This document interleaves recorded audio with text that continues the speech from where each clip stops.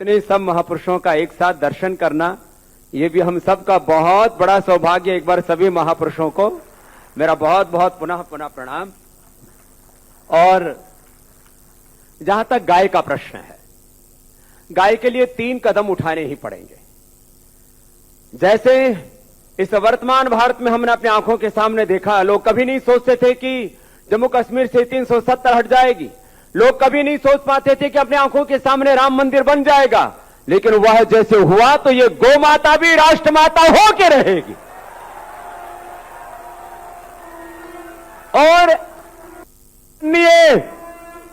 प्रधानमंत्री श्री नरेंद्र मोदी जी और अमित शाह जी के आज यदि गौ माता राष्ट्र माता नहीं होगी तो कब होगी? ये तो होना ही चाहिए। अब नहीं तो फिर कब तक प्रतीक्षा करते रहे हम?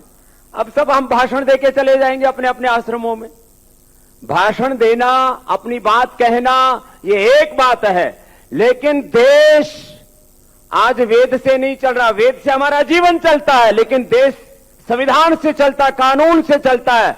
तो देश की संसद में गौ माता को राष्ट्र माता घोषित करने का तो कानून होना ही चाहिए, तभी गौ माता का गौरव का। यह तो एक बात है। और प्रस्ताव सब महापुरुषों को के जितने यहां हैं उनको, यहां से भारत में 5 लाख से ज्यादा मंदिर है, वहां से ये प्रस्ताव जाना चाहिए। और तिरुपति देवस्थानम, कितना ये बालाजी का पवित्र ये देवस्थान है, यहां से ये प्रस्ताव जाता है तो मुझे तो विश्वास है अब ये इसी वर्ष या अगले जो भी संसद सत्र है उसी में प्रस्ताव पारित होना चाहिए, नहीं तो मामला फिर ठंडा पड़ जाएगा। फिर ये ऐसे सम्मेलन हम लोग करते रहेंगे।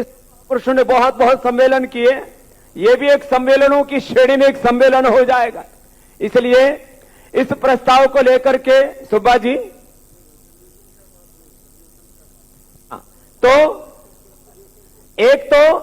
एक तो ये कानून होना चाहिए। एक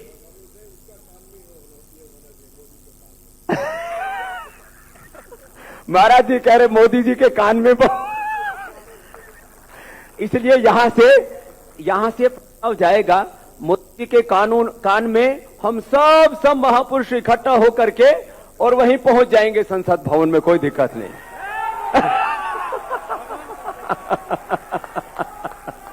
तो हम क्यों नहीं पूछ सकते? जब वहां किसान कितने महीनों से बैठे हुए, तो हम भी जाके बैठ जाएंगे।